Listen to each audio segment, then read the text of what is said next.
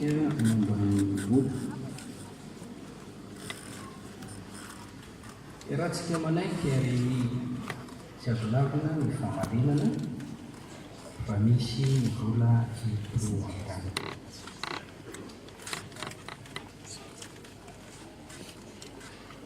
Miasa be eto ambony tany io vola io.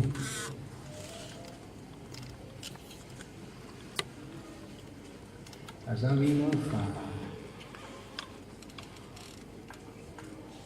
angamba vitsy ihany amin'izay olona tonga eto ka tsy misy vola any amin'ny aminy.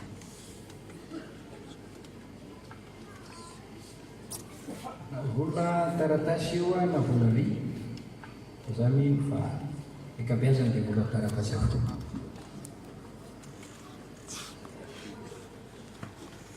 Ankabeazan'ny olona rehefa mandeha dia mitondra vola avokoa. Na mpianatra io na kehitrely io na mpikavy miankavanana dia mitondra vola miaraka. Tsika kristiana koa dia mitondra n'Andriamanitra milentsika rehetra.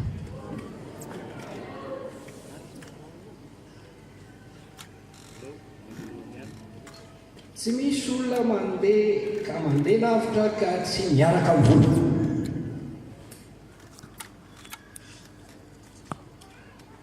Asa mandeha any raha tsy misy vola. Mandeha aho, aiza ny vola koa. Izany maneho fa ny vola dia miasa eto an-tany.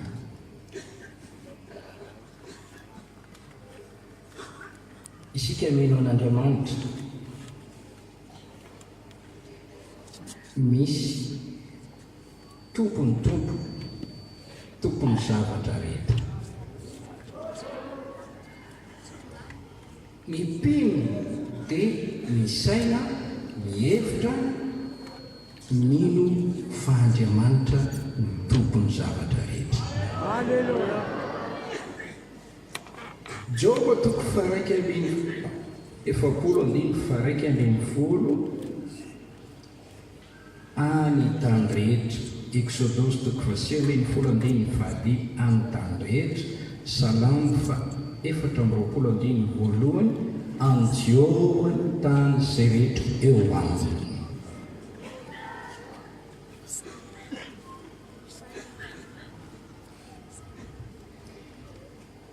Ao amin'ny Agai 2:9-9 ny Tompo Andriamanitra ny teny hoe ay ny volamena, ay ny volafotsy.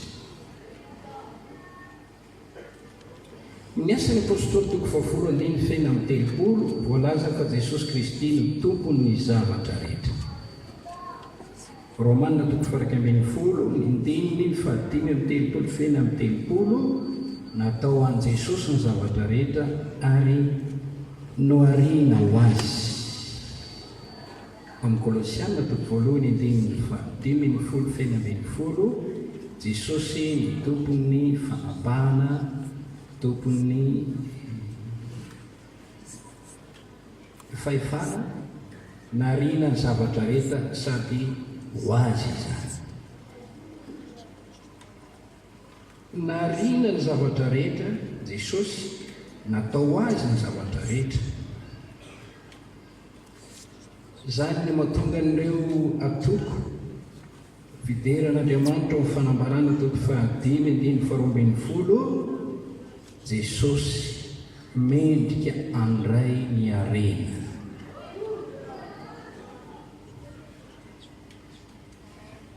Obolana 9:7-10 nanambara izy Jesosy io misy harena ao aminy. Atoamiko ny harena sy ny voninahitra dia ny harena mateza sy ny fahamarinana. Ny voako dia tsara kokoa noho ny volamena, eny noho ny volamena tsara azy, ary ny fitombony ireko mihoatra noho ny volafotsy voafatona.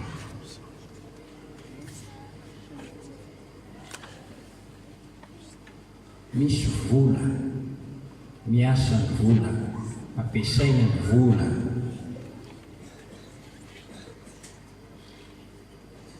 na manana ny lafiratsiny sy ny lafitsarany aza izy io noho ny fihetsiky ny olombelona manoloana ny vola mampisy an'ilay lafitsarany sy ilay lafiratsiny.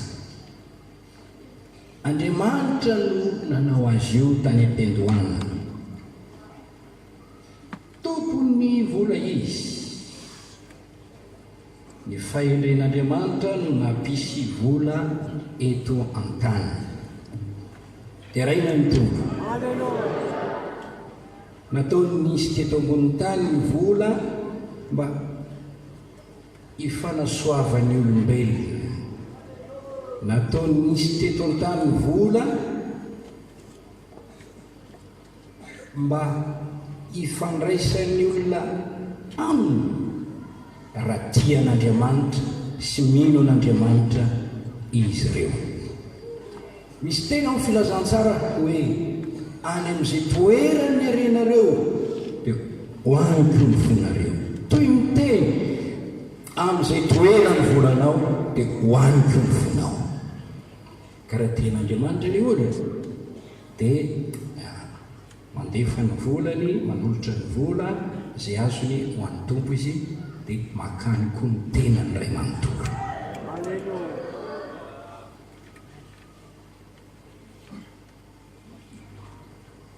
Ao Matteo 6:9 no miresaka izay teneniko izay.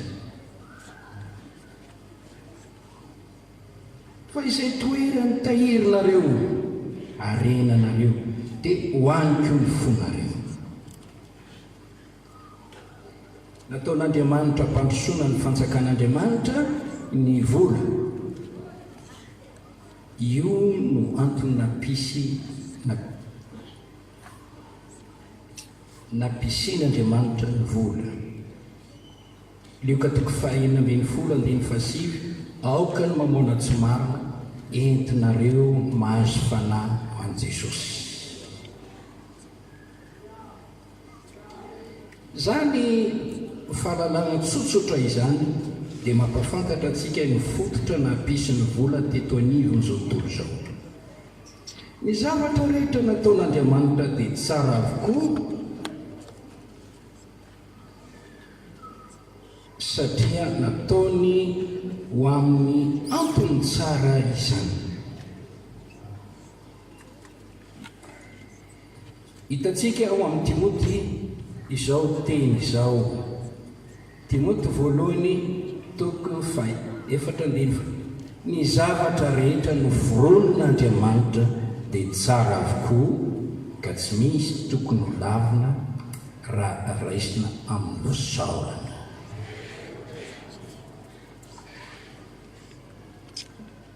Ny vola ny antony fisiny nampisy azy Andriamanitra no nanao an'io.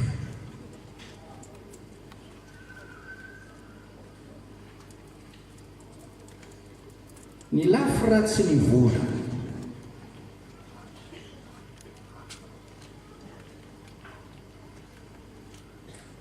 fantatsika fa nisy ilay anjely izay tsy nitana ny anjara fanapahany tany an-danitra dia voaozony izy io, voaroaka ny alatany izy io, atao hoe devoly sy satana. Nanota teo anatren'Andriamanitra ary efa androany izy dia tonga fahavalon'Andriamanitra. Mpanohatra n'Andriamanitra ny devoly, mpandainga be izy, rainlainga izy, mpamitaka izy, mamitaka izao tontolo izao. Zany no asa ratsy ataony hatramin'ny voalohany mandraka ankehitriny. Mafantatra tsara ny fisian'ny vola ny devoly.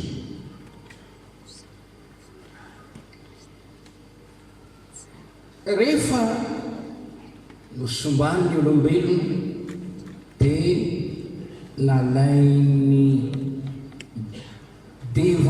Satana ny vola ho fitaovana antsonoana ny zanak'olombelona.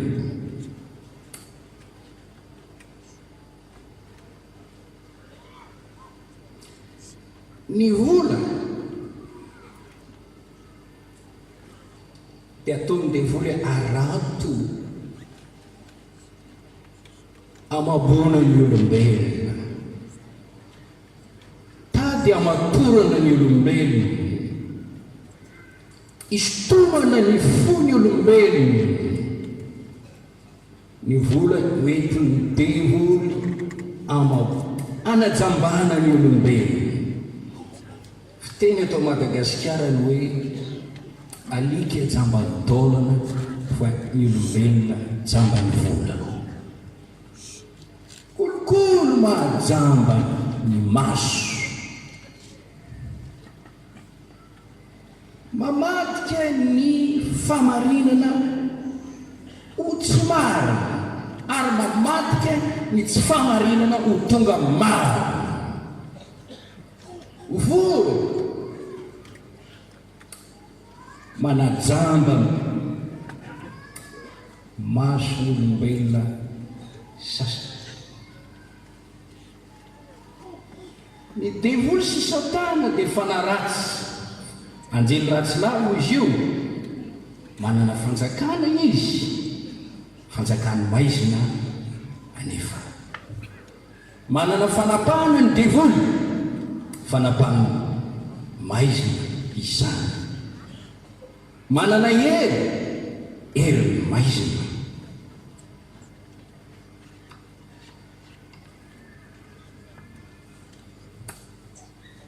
Ny devoly dia naka ny vola ho fitaovana ampiasainy ampanontana olona maro.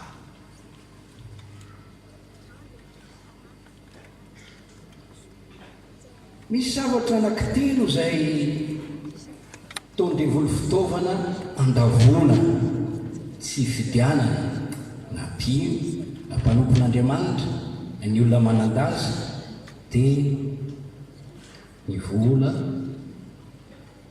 harena, miaraka eo ny fijangajangana, favetavetana, fitondran-tena ataon'ny vavy sy ny lahy io, fahefana sy voninahitra, avinaviny io, fitiavana ho ambony kokoa noho ny daolobe mba hanana fahefana, fangaroany fiebebona sy ny toy izany. Ireo dia ataon-devoly fitaovana hatrany andavona ny olon'Andriamanitra. Tsy resaka ny anakiroa fa iresaka mikasika aminay vola. Manana hery ny vola, manana fanapahana ny vola, satria ny devoly no manome hery ny vola. Lafiratsy ny vola no resahana amintsika eto. Ny Kolosianina toko faharoa ny 9:10 dia miresaka n'ilay fanapahany devoly. Eo amin'ny 9:10 no reseny ka no baboy ny fanapahana sy ny fahefana ary naneo miariary ny fitondran'ireo toy ny foanao izay avy nandresy izy. Fanapahaniza hono no baboin' Jesosy eto, fahefaniza, fahefan'ny devoly, fanapahany devoly. Hitantsika ao amin'ny Mateo toko 4:1-7 ka hatramin'ny 9:7 raha naka fanahin' Jesosy Satana dia niteny izao zavatra izao: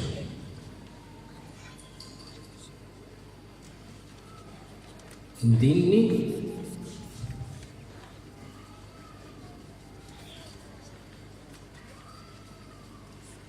fahavalo ary ny devoly hitondra azy indray nakany amin'ny tendromboatra avy avo ka naneo azy ny fanjakana rehetra amin'izao tontolo izao mba mivoninahiny dia nanao taminy hoe izao rehetra izao dia omeko anao ray ekoako eto anatrehako ianao. Filaninofo, filanimaso, reka momby izao fiainana izao tsy avy amin'ny ray fa avy amin'izao tontolo izao ihany. Izao tontolo izao efa voahodina, izao tontolo izao nanay ny devoly araka ny voasoratra amin'ny Jaona voalohany toko faharoa ny andininy fahaenina amby folo fa ny zavatra rehetra eo amin'izao tontolo izao ny filaninofo anatin'io vola ary ny filanimaso reka momby izao fiainana izao tsy avy amin'ny ray fa avy amin'izao tontolo izao. Ao amin'ny Luka toko fahaefatra ny andininy fahadimy ka hatramin'ny fahaenina dia manamafy izay voalaza ao amin'ny Matteo toko fahaefatra.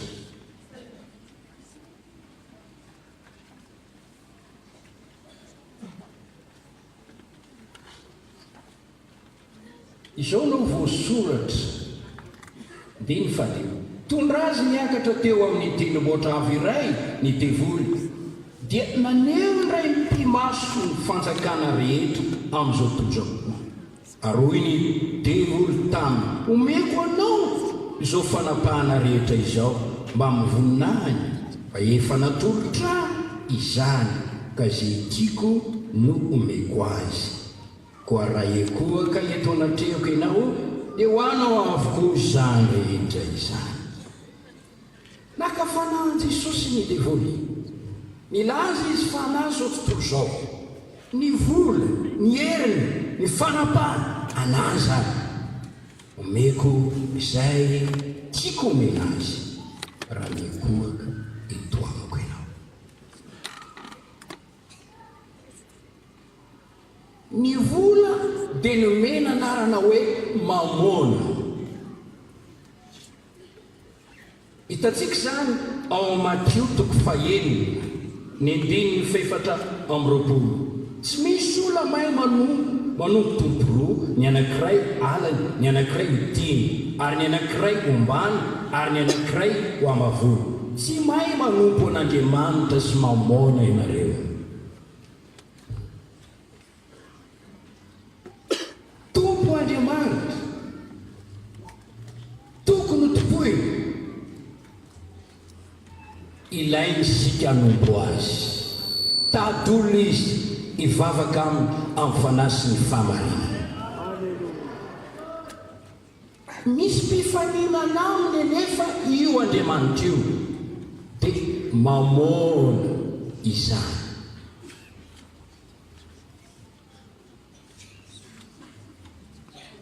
Mila ny fotsika Andriamanitra, mila ny fotsika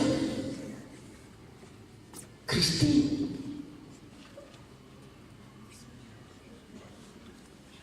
Mamonako mitady ny fon'olombelona.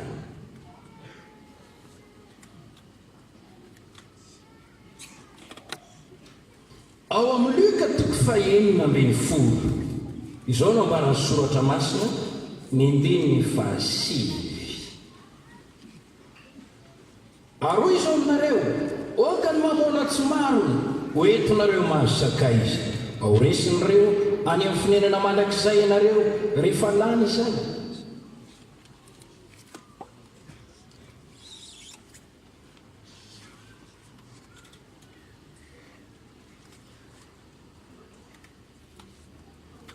Ny teny fahatelo ambin'ny folo. Tsy misy mpanompo mahay manompo tomporoa, ny anankiray ho alany ary ny anankiray ho dimy, ny anankiray ombany ary ny anankiray mavolo. Tsy mahay manompo an'Andriamanitra sy mamona ianareo.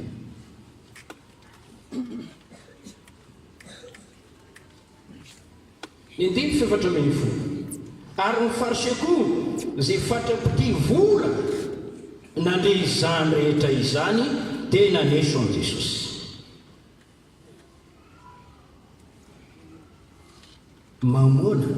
Mamoana tsy marina, anarana omenany voly io. Lazaina hoe mamoana tsy marina. Hitanao, mandeha izy io no atanany tino olo-masina dia makany amin'ny mpanota. Rehefa metsena amin'ny botika amin'ny mpanota ianao dia makany izy, dia avy any amin'ny mpanota indray izy iny dia mitotonginy ampelantananao dia ohatr'izay ilay vola. Makary mamoana nomena azy io anarana io, mampiseho fa izy dia mila olona hanompo azy toa. Mitady olona hanompo azy ny vola.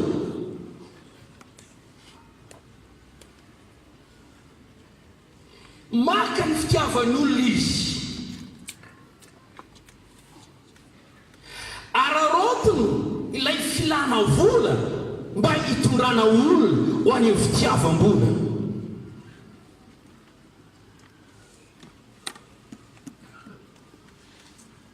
Tsy misy olona tsy mila vola, fa ny ratsy raha tonga any amin'ny fitiavam-bola.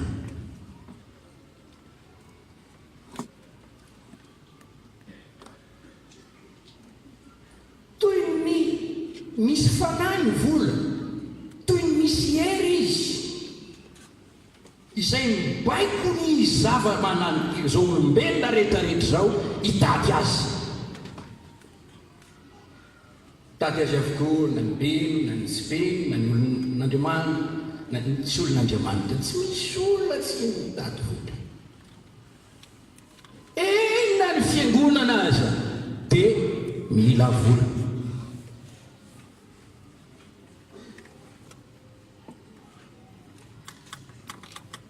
Inona moa ny antony hianaranao mianatra mamita fianarana mba anana diplôma, hitady asa rehefa avy eo mandray karama azo vola? Inona moa ny antony hananganana orinasa, hiesanao na asa teny na miasa amin'ny orinasa mba azo vola?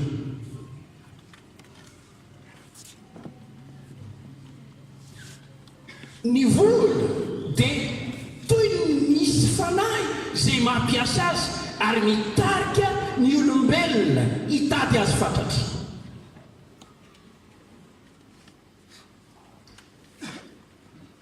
Jesosy miteny tsy mahay manompo tompo roa ianareo, tsy hainareo any manompo an'Andriamanitra sy ny manompo vola. Indray mety ho tianareo, indray mety ho alanareo. Tonga am-pifaninana amin'ny Kristy izy. Betsaka ny olona velona mba hitady vola fotsiny. Ny andro ny tena niny amin'ny fitadiavam-bola, miasa fantatra izy ho amin'ny fitadiavam-bola.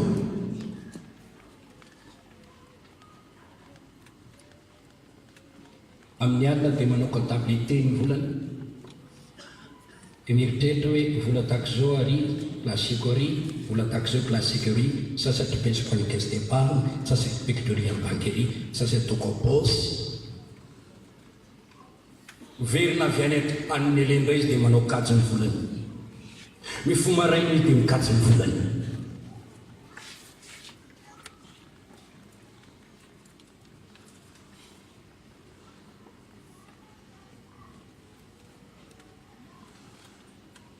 Mitomany izy raha very ny volany.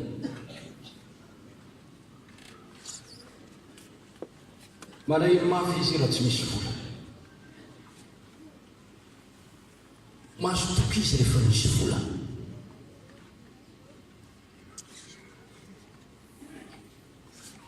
Aleo kokoa tsy misy Jesosy ho an'ny sasany toy izay tsy misy vola. Ary nendray izy mieritreritra ny tenany fa aleko manam-bola toy izay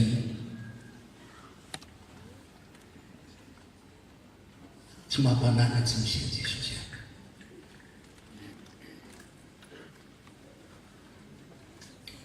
Israely dia toy ny miteny hoe ny volon'Andriamanitro, ny volan'ny tompoko, izy ny tiako ny atao anao zavatra rehetra, andaniko ny heriko ny fitadiavako azy.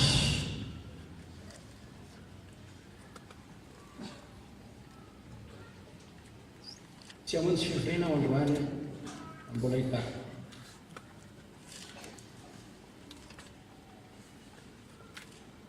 Manoka fotoana kely izy ivavana sy makina baiboly satria reraka avy ny tady vola.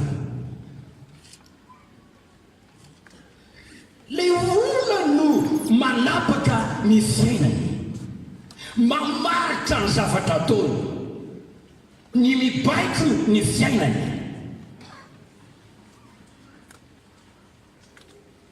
Vitsy ny mira hoe aleko manana an Jesosy.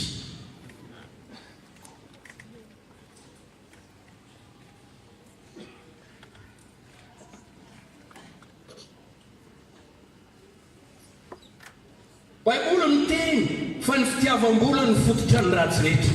Mahafantatra an'izany ny divoly a.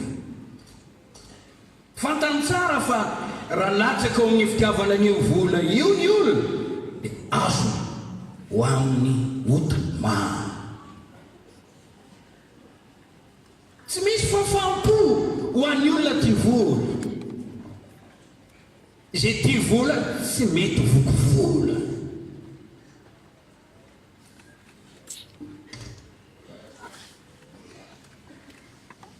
Mitondra anao any amin'ny tsy fahononana ny fitiavam-bola, fototra ny ratsy rehetra izy. I Baiboly dia miteny ny fisininy atao hoe arena maloto.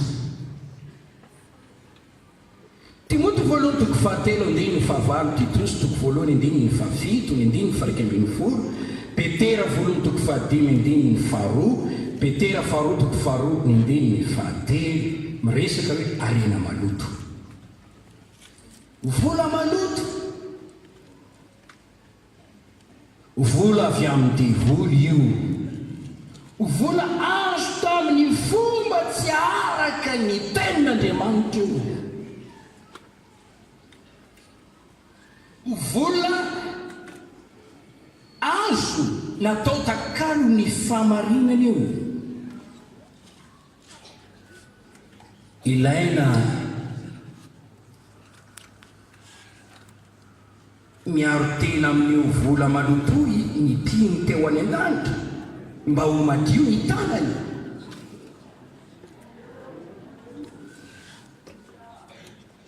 Jereo ny fomba fitadiavan'ny olona vola sy ny fampiasan'ny vola ankehitriny. Ny loharano nanangola ny volany.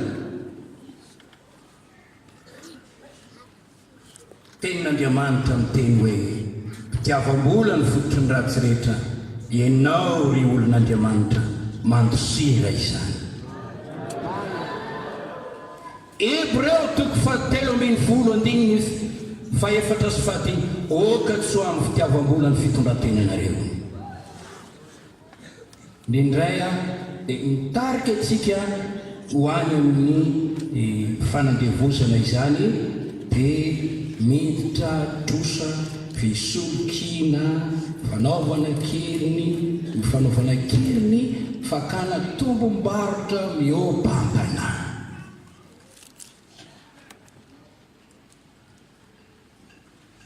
Arakaraka ny olona io, ny orinasa anankiray rehefa tia vola loatra dia mandany zoan'ny olona ampiasaina.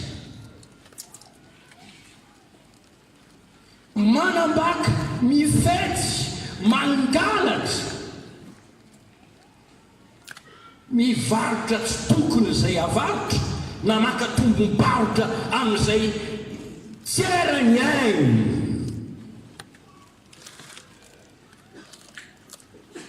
Mampiditra any amin'ny trosy, manandevo any amin'ny trosy. Manandevo ny filana.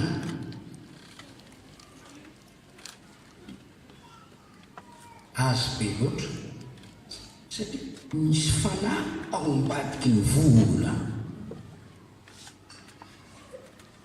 Tonga manakiry izy no io fanahy miasa io. Raha ny fanahy ny devoly no mampiasa ny vola dia mitaonanao sy mamaky ny fonao analavitra an'Andriamanitra. Ary ataony izay areraka anao trovana trotraka dia avy eo tsy mavavaka tsy mavaky baiboly. Hoy ianao hoe reraka tamin'ino? Tamin'ny fitadiavako koa. Ay, hitady vola. Dia tsy noho inonokory ny teny hoe ninofotsy maso ninino fa ny fanahy mahavelona. Banga ny W satria lany andro mitady vola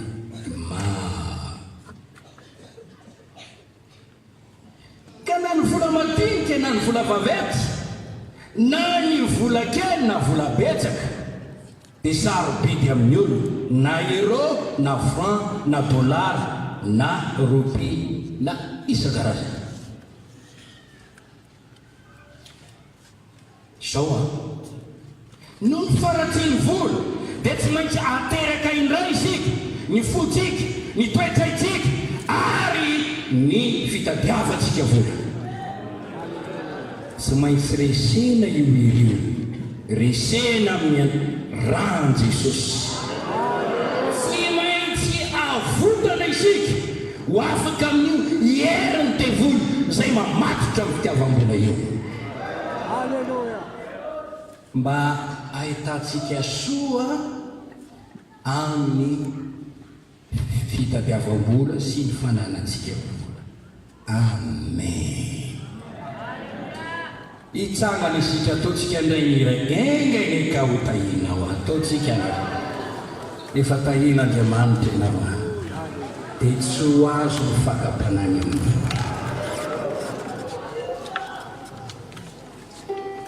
ataontsika.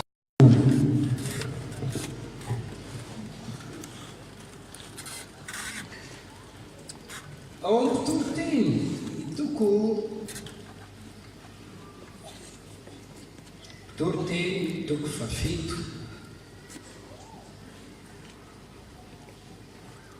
dia raina ny tombo. Alleluia. Nindeny faharoa ambin'ny folo. Fa fialokalofana ny fahendrena ary fialokalofana ny vola. Lafy tsara io. Fialofana, fialokalofana. Toko fahafolo. Nindeny fahasivy ambin'ny folo.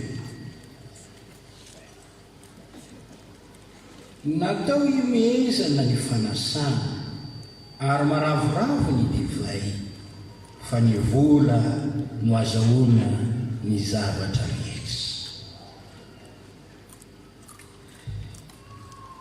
Eto Madagasikara dia tenenina ny teny hoe ny vola ny maranga.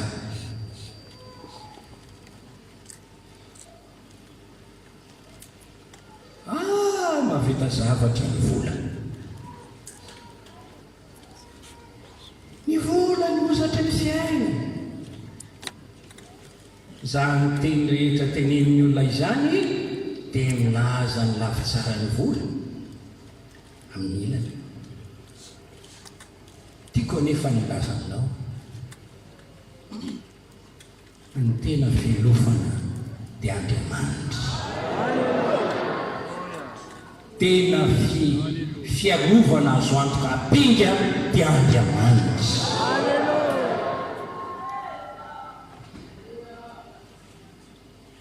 Ny maharangaha dia Andriamanitra.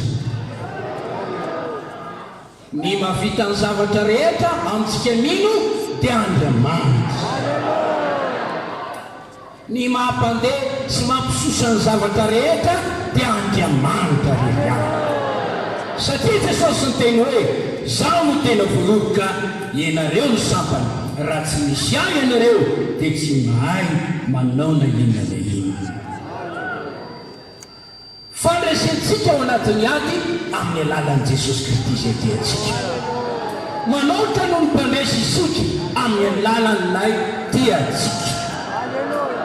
Ny fahaizantsika ny zavatra rehetra dia amin'ny alalan'i Jesosy. Mahay ny zavatra rehetra amin'ny alalan'ilay mampahaiahia. Ary zao koa manapitra ny herin'ny vola. Fa ny herin'Andriamanitra tsy misy fety. Raha mino an'izany ianao manao amen.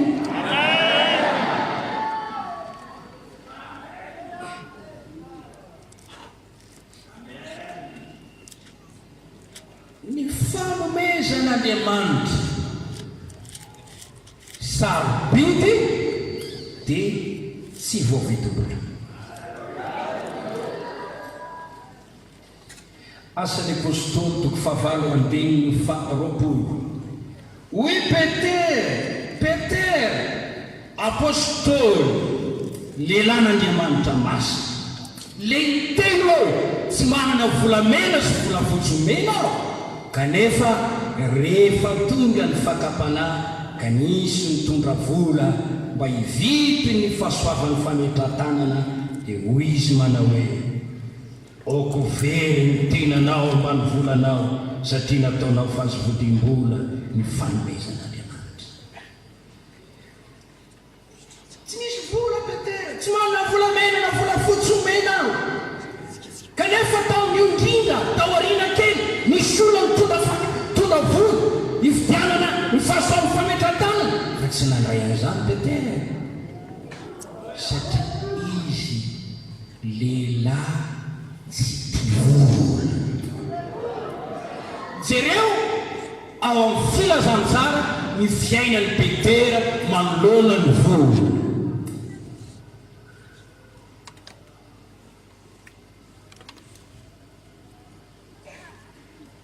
Tsy azo fidim-bola ny famelan-keo, tsy azo fidim-bola ny fiainam-baovao Kristy, tsy azo fidim-bola ny fanahy masina, tsy azo fidim-bola ny osotr'Andriamanitra, tsy azo fidim-bola ny faingena omen'Andriamanitra, tsy azo fidim-bola ny lova ao amin'ny Kristy, tsy azo fidim-bola ny lanitra.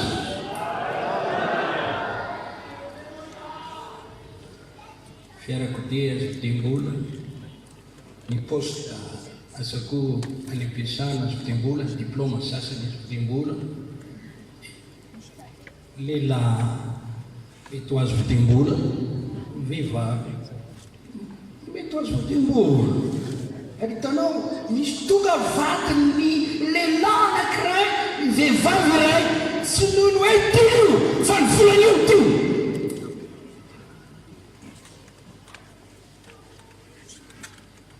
Tonga manambady vehivavy iray, ny lehilahy anankiray, tsy hoe tio fa ny volan'io tio. Manambady noho ny fitiavam-bola. Koa raha manapa-kevitra anambady olona anankiray ianao, ino ny itiavanao azy? Ianao vita anambady olona, tsisy nino, tsisy folo, tsy hitany marangazy.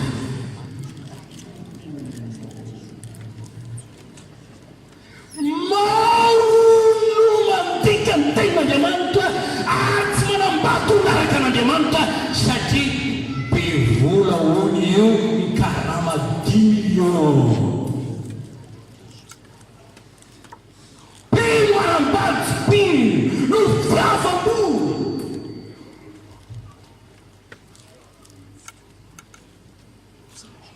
Tsaroy fa ny zavatra rehetra azo mety ho azony vola, fa ny fanomezan'Andriamanitra famelan-keloka tsy voavidim-bola, tsy amidiny, tsy ahividiny, fa tolotra mamem-pona, mena mpiny, mena zay ty azy, mena ny mandeha teny, mena zay mivavaka aminy.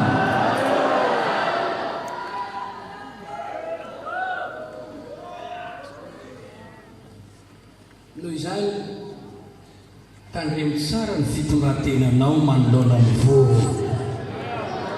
oka ny fitondran-tenanareo tsy amin'ny fitiavam-bolo zany no fitondran-tena araka ny tenin'Andriamanitra, fitondran-tena ara-pirazantsara.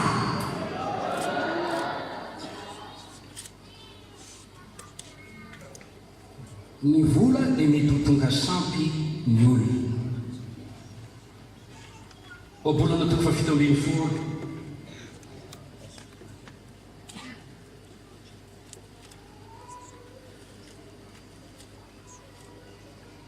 Ity dia miresaka hoe rehefa tonga eny an-tananao ny vola, eny ianao sa atany. Atao inona ty vola ny an-tanany atany?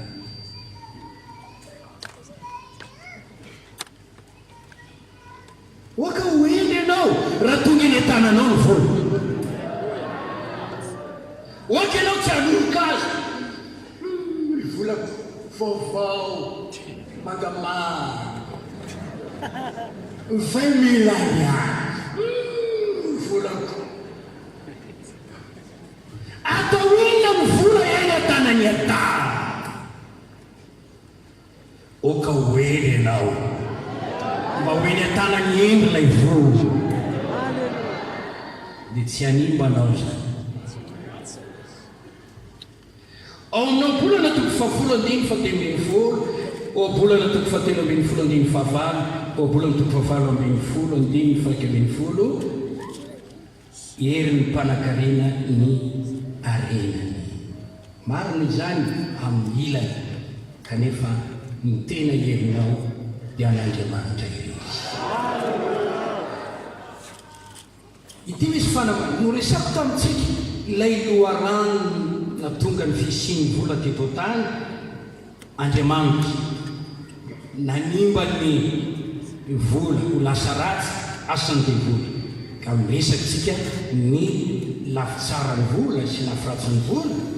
Amin'ny ilany dia teteny aho hoe izy io dia miforon'Andriamanitra zavatra tsara ifanasoavantsika, nefa nanjary misy naratsy azy sy natsara azy. Miankina aminao, miankina aminao, miankina amin'ny loharano na mivozanao azy, miankina amin'ny fampiasanao azy, miankina amin'ny fitondran-tenanao eo anoloan'ny vola. Tonga amin'ilay teboka fahaefatra ny tokony atao amin'ny vola. Fitondran-tenan'ny mpino manoloanan'ny vola. No resahana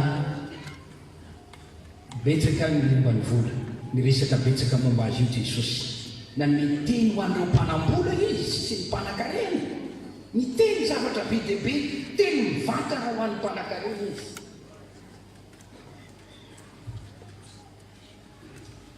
Ngamba mpanan-karena ratsy fanahy no nasiany fitenenana.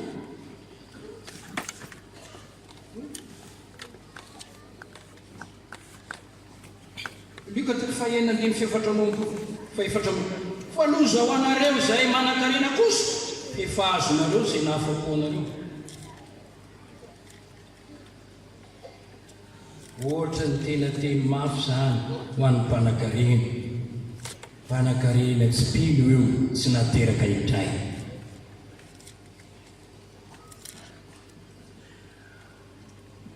Ao Matteo toko fahasivy ambin'ny folo.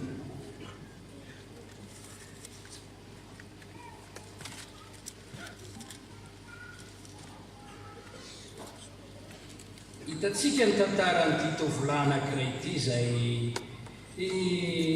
tsy navohy ny arena. Ary zao no teny Jesosy amin'ny 17 aroy Jesosy tamin'ny mpianany, lazaiko aminareo marina dia marina tokoa fa sarotra ny dira ny mpanan-karena ny fonjam-Andriamanitra. Aroy zao aminareo indray, moramora kokoa ny dira ny ramefa ny vody fanjaitra no ny dira ny mpanan-karena ny fonjam-Andriamanitra. Teny mafy ho amin'ny mpanan-karena izany. Izy tsy miteny hoe tsy tafiditra mihitsy io, fa ho izy hoe idiran'ireo sarotra raha mitamin'ny olona moramora koa nidirany raha mefa nyvoty fanjaitra no nidirany mpanakarena amin'ny fanjakan'Andriamanitra amin'ny teny afaka hoe matokony arena ny resaka ny amin'ny koa ny apôstôly ary dia izao ny teny anatranatra zay santiona ny teny nomeny ho an'ny mpanakarena ao amin'ny Timoty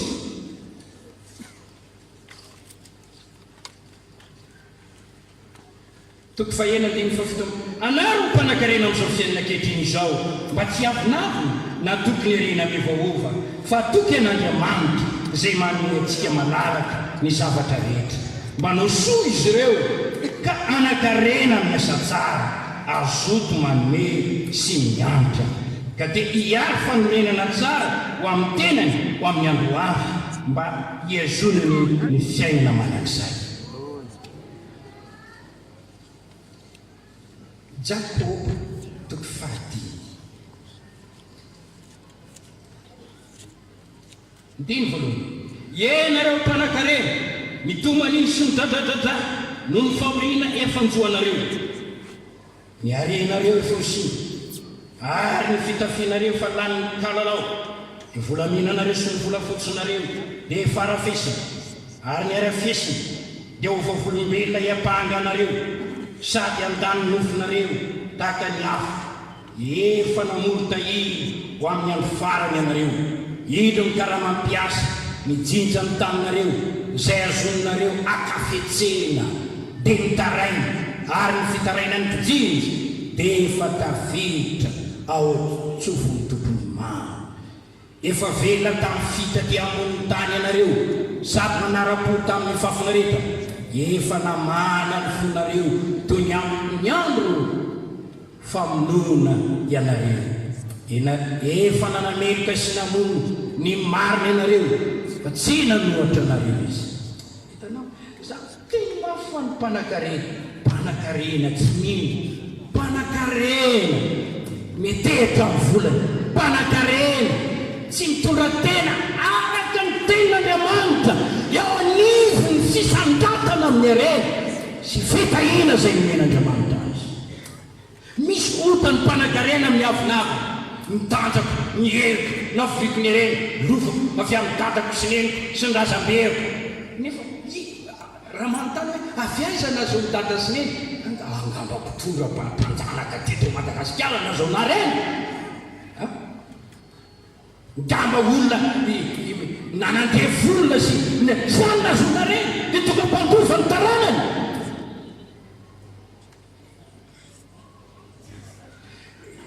lova sy tamy serena lova avy amin'ny ray aman-dreny tandrema ianao ny tenin'Andriamanitra ny tokony toromena sao dia efa tonga mipetraka amin'ny trano tsara ianao manan-karena ianao dia nitanjako sy nyhery tsy nitanjaka Jehovah Andriamanitra ao nanomenao hery avrina are nanomenao hery nazoona volo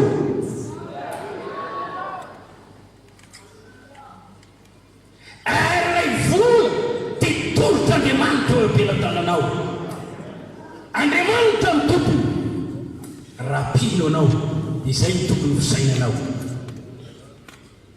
ary ianao dia mpitany-pananana fotsiny hitatsika fa raha efa nisy ny fizarana talenta ao amin'ny filazantsara efatra hoe talenta dia ina moa izy vola no mena talenta dimy inona no nataonao tamin'ny vola iray amin'ireo fanomezana omen'Andriamanitra ny vola ho antsika azo avy amin'ny toe-panahy tsara maro io rehefa hitan'Andriamanitra ao manana fikasana tsara ianao tsy aro vola ho anao Andriamanitra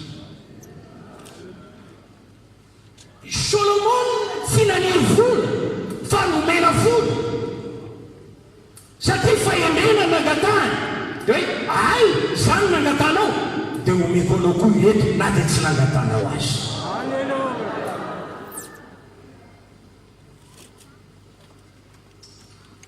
be dehibe ny ten'andriamanitra fa izaho kosa dia tia teny eto hoe teresaka ny tokony ho atao tolotsaina avy amin'andriamanitra nomeko anao fampianarana ny lalana tokony ole hitanao soa manoloana ny vola ireo andinireo reto misy zavatra vitsivitsy tsy andriamanitra ny vola noho izany tsy tokony ho topoina izy manahafa ny joba fa joba tsy nanao ny vola ho andriamanitra joba toko faraky amin'ny telopolo andiny fefatra amby roapolo mitandrema mba tsy tonga sampy ny vola misy manao ny vola ho sampy salamy fateny amin'ny telopolo andiny fateny amin'ny folo fa valo ambin'ny folo fataro fa ny fanompontsampy dia fady atsika fadio ny fanompontsampy ho an'ny mpino dia mila ny fady ny endrika ny ratsy misy ota anankiray atao hoe firemana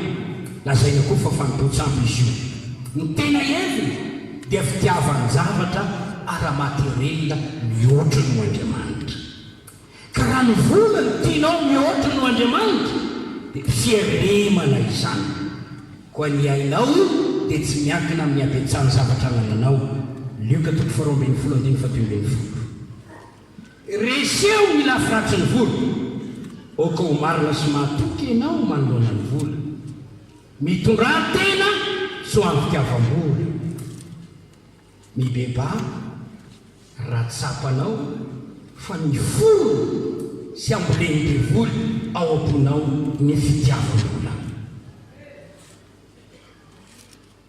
manana fiononana Paul ny teny hoe nampianarana ianao ao amin'ny Filipianina toko faefatra andiny fa raiky ambin'ny folo ka hatramin'ny fahatelo ambin'ny folo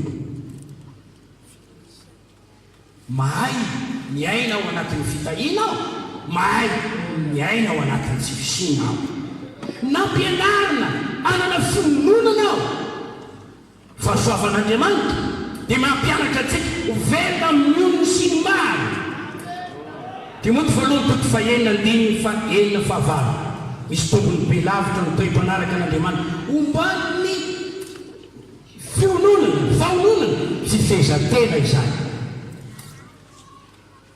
manekeny fanjakan'andriamanitra anapaka ny fiainanao lavo sy toeny ny fanjakan'ny devoly na ny fanjakan'ny vola manana fahalalantanana amin'ny ara-bola ho an'ny tompo ho an'ny olona manodidina anao izay tokony homenan'izany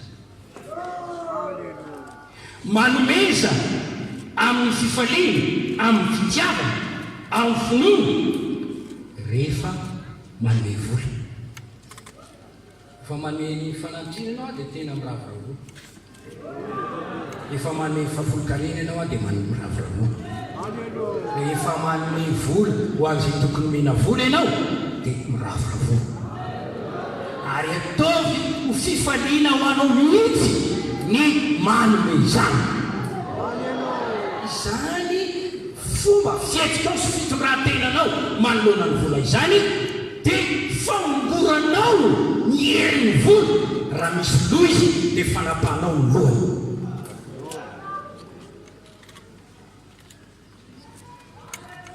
dia raho andriamanitra ekeo ny lafitsarany vola tsy hoe ratsy na tonga mpanan-karena ianao na tonga mpanam-bola raha andriamanitra nanomenao an'izany misaoma azy fa fotsy kosa ianao hieritreritra hoe volan'ny tompo io fa nomeny tataniko azy io satria azy ny tenako azy ny momba rehetra iza dia midinika aminy manao hoe tompo amin'ireo vola nomenao aireo ohatrinona amin'ireo milainao amin'ireo vola nomenao aireo inona ny tokony ataoko amin'ireo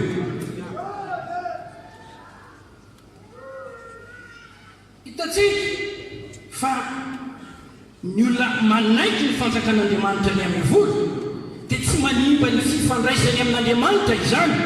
I Abrahama nanankareny, Isaka nanankareny, Joba nanankareny, Solomona nanankareny, ireo amin'ny filazantsara izay nanompon'ny tompo tamin'ny fananany.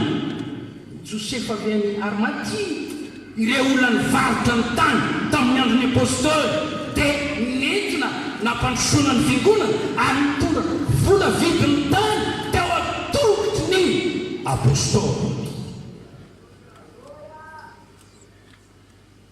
Hitantsika izany foy ny fotoana ka tsy afaka manendiny be lehibe any ao amin'ny testamenta vaovao ny vola dia hoe talenta no zaraina. Fa ianeny tokony ho raisina tolotsaina an'Andriamanitra ny zavatra rehetra, fa nomezan'Andriamanitra nomeny eo an-tanantsika izany, mpitanana fananana isika. Ny toe-panahy manome tsy mizara dia toetra n'Andriamanitra. Engeny anambola ianao mivavaka izay mba ivany olanao ara-bola. Raha mahay mihaino feon'Andriamanitra ianao amin'ny fotoana tsy misy vola dia izy ny anoro anao ny tokony fihetikao eo amin'ny asa fandrarahana ataonao. Mpanarà Petera, mpanarà toy izy, io ny asa fivelomany.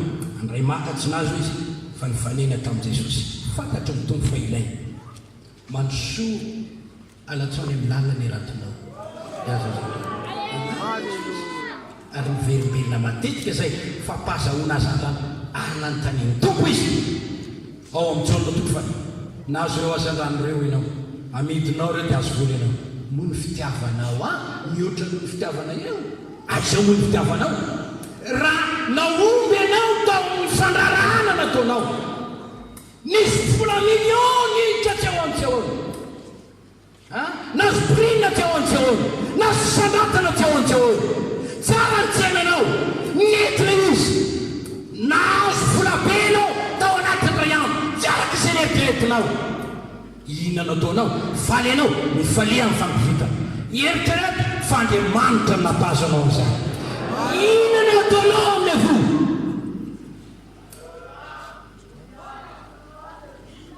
Raha manam-bola ianao mitandremo ny amin'ny tsy fahafaham-po mety ateraka izany, zay toy vola tsy mety vola. Aza mirere, aza miavinavina manetretena trano, aza mitoky aminy fa mety hery amin'Andriamanitra. Arena mety ho azo mpangalatra io ary tsy miantoka ny fahasalamanao koa na manana dokotera mahay azy.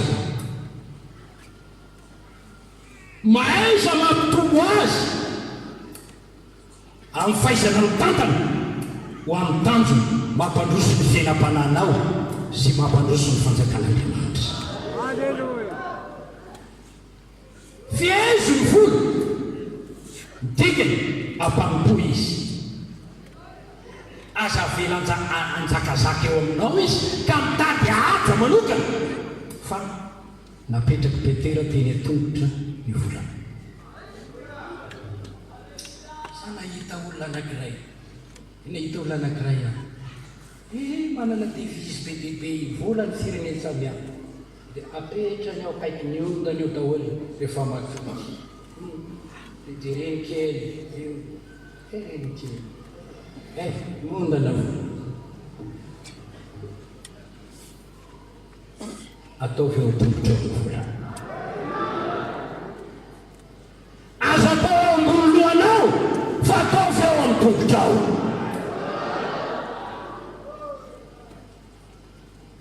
Ny mpino azo fampianarana momba ny ara-bola ka nampianarana izay tena tsara eo amin'ny ara-bola dia afaka ny anam-bola amin'ny fahadiovana ary kahin'Andriamanitra ka metrany fitokisany amin'ny fanomezana vola mba ho tantanina araka ny sitrapon'Andriamanitra. Ampiasao izy amin'ny fampandrosoana ny fanjakan'Andriamanitra. Oka mamona tsy marina, manaitra ny teny Jesosy, hoentinareo mahasakay mamona tsy marina dia vola ampiasainy sainy avy any an-tanany mpanomposato makany an-tanany mpiny rehefa tonga aminao oentinareo masaka izy mba ho raisy ilo any fiaino mandrakizay ary ho koa ny tompo hoe miariarena ho anareo any an-tanitra manaova tahiry aoroka tapo tsy rovotra tota tsy lo tsy aravesa any an-tanitra eritrereto eo tsy ho voatanany ny vola io ny fanesorana nao eto rehefa tonga ny fotoana hoe avea ty amiko mela am'izay ny amboniny tany tsy hitondra ninina ny aleto anao ary hita fa tsy hatondra ninina ianao tsy afaka misinesekitsony ianao ho anisa zay loarinao ho anisa ny vola zay angoninao ianao hoe ho an'ny vaty aman-janako zay mbola velona tsara ihany zany fa endrena ihany zany fa mba inona kosa ny voatanynao ariekotrany tokony ampiasa vola ho an'le fiainana mandany vetivety ianao ary tokony ampiasa vola ho amin'le fiainana maharitra rekotra ho faranako izy ty satria lasa ny fotoana fa mirombe folo-latsaka zao tianao hevitra misy ny vola miasa eto tany izy io ampiasainy io vola io be mpampiasa da diaviny tsidrisa fatratra izy io fa ianao kosa mirovatena tsy amin'ny fitiavam-bola raha mandray vola ianao dia ampiasao tsara araka an'Andriamanitra izy io amampino anao raha mitapy azy io ianao da diavo amin'ny famarinana tatano amin'ny famarinana fatary fa n'Andriamanitra io tokony tsotopoinao izy io raha araka ny marina ny azahoanao an'io dia ho fitahina ny ampy fitahina io fa raha tsy araka ny marina ny andaninao an'io sy nananao an'io sy azahoanao an'io dia osina ho anao io ary zakana anao tsy hita ny lanitra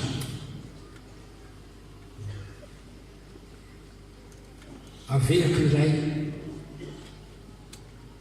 fezo ny vola azavela fianao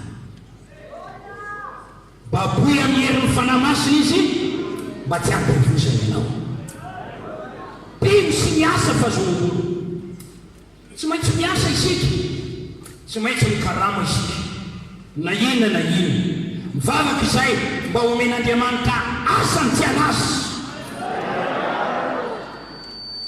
kanefa raha tonga eo amin'ny asa ianao dia manao vasa tsara mampidi-bola ary manana faretana sy fanetretena sy fahitsiny aoko mpiasa matoky ao amin'ny orinasa ianao ary mivavao any orinasa misy ianao sy ny mpampiasanao mba ho fanambinana tahaka ny Joseph tao an-tranon'ny Potifara io na manomboka amin'ny karama kely azy Andriamanitra mahay mampiasa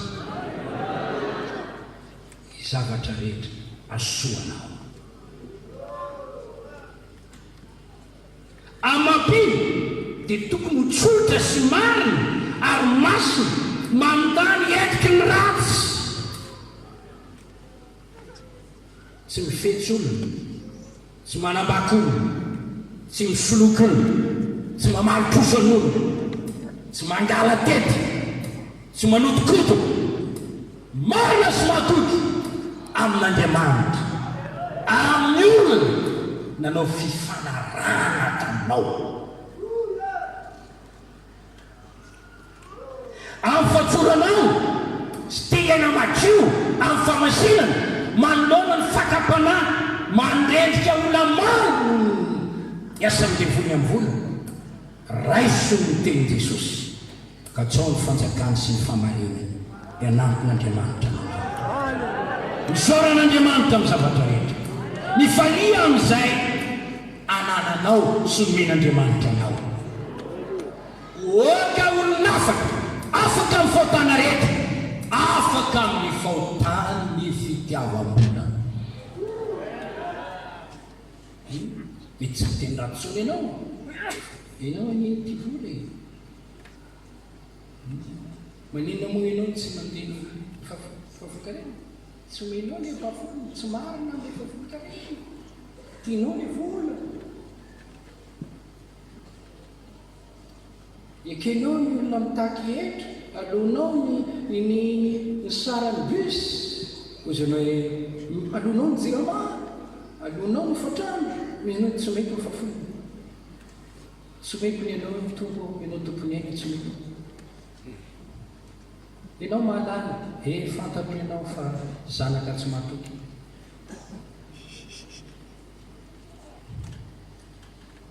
kanefa Andriamanitra efa niantsonao hoe entinareo ny ampahafolo karenanareo ao an-trano fireketako izantoetra amin'izany raha tsy vako anareo ny varavarakelyna ampidina ny fitahina manao aza manany ihany ko aminao ho tafianao katsao ny famarinana katsao ny fanjakan'Andriamanitra sy ny famarinana anampy anao ny zavatra rehetra manana faolana teny manome izy amin'ny fifaliana sy amin'ny falalatana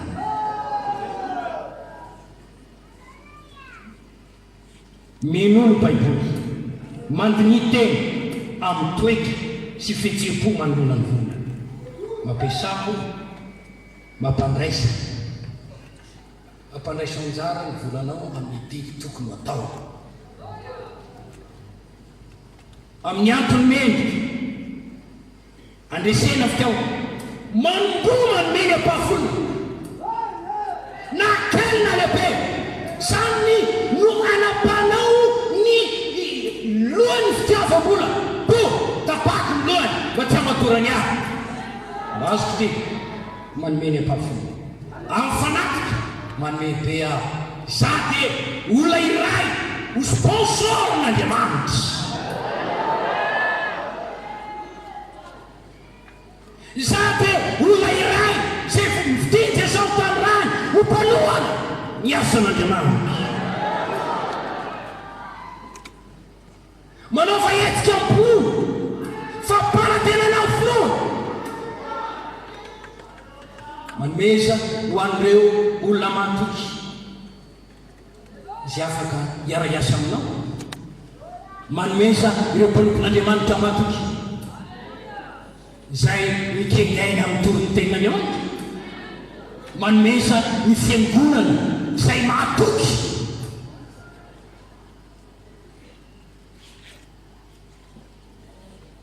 tandre manefa mba tsy ho ianao hoe meko iny a mba njakazakako amin'ilay olona nomeko azy ratsy zany tsy ahitana fity zany avelao ny vola ho tapahanao amin'ny sitraponao ho amin'ny fanjakan'Andriamanitra mivavaha mba tsy ho lavo ny fakapanahy fa tsy misy tsy mampianatra hoe fitiavam-bola manimba mpanompon'Andriamanitra fitiavan-javatra manimba mpanompon'Andriamanitra misy an'izany ko ny fitondran-tena ratsy manimba mpanompon'Andriamanitra akety renao zany ten'Andriamanitra tsotra fohy eny somary lava na tsy voalaza tsy primy azy fa taro zay tokony atao amin'ny vola itsika hoe nahoana moa ny tsy mba manome volanay Andriamanitra manome izy raha mivoady ianao fahatoky aminy hosokafa mihitsy ny lala-pitahiny ay ao tahiny amin'ny fitahina amin'ny tolo ianao raha vola iara-miasa aminy olana ty fitiavam-bola ty eo ikoly mety mahatonga ny olona sasany fitifidy toerana izany lefa sany amin'ny tany lavanilina nitory ny filazantsara be aza nefa metsimo fa kely raha ohatra fekite amin'ny toerana anankiray iray dia manontany ohatrinona ny vola miditra ao. Vola no tarika fitiava-bola.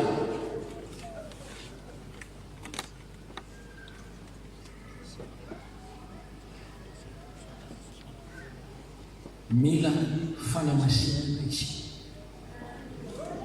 satria Andriamanitra dia hita tanana madio,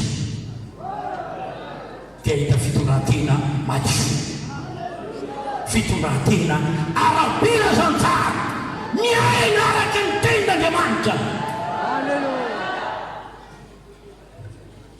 Olany mpivavaka ankehitriny mahalala ny tenin'Andriamanitra fa tsy manao dingana iray iaina araka ny tenin'Andriamanitra. Manana fiangonana tokoa, manana titra tokoa, be tsy mena araka ny tenin'Andriamanitra. Raha ny tenin'Andriamanitra didy vaovao mety anareo fankatiavanareo zany afantaran'olona rehetra raha-mpianatra reo ny fankatia. Raha misy manana dia amin'ny sasany oka takana milany tompony eloka reo mba hifamelaka iny amelanareo eloka kosa mifanike eloka mifampavava ho sitrana mametraka olonana eo anefa frala iny na samy mpivavaka azy tsy mahay mifamela eloka na maso tenany tezera faza manoto tezitra manoto miretiny manao vavatiamba manao fisetika taka ny olona venateraka taka izany koa amin'ny ara-bola, taka izany koa ny fitantanana ny vola efa ny fiezin'ny tenin'Andriamanitra zany, ny amin'ny fanaovana fanahy efa fiezin'ny tenin'Andriamanitra zany. Kanefa misy olona tsy miraharaha izany fanompona izany satria tsy aina araka ny tenin'Andriamanitra. Raha lasy anatavy olo mavotsy nateraka indray aoka ny fitondran-tenanao araka ny tenin'Andriamanitra. Alleluia! Moa hoe misy olona atsao anatin'ny tsifosiny hoe raha omen'Andriamanitra vola ianao mihinana tao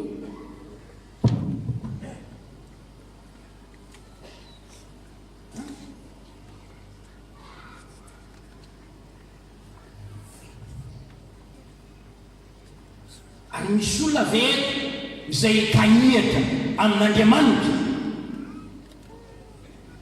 nefa misy teny fikasana fatratsara ataonareo na marimanareo manome satria mba omeny ianareo.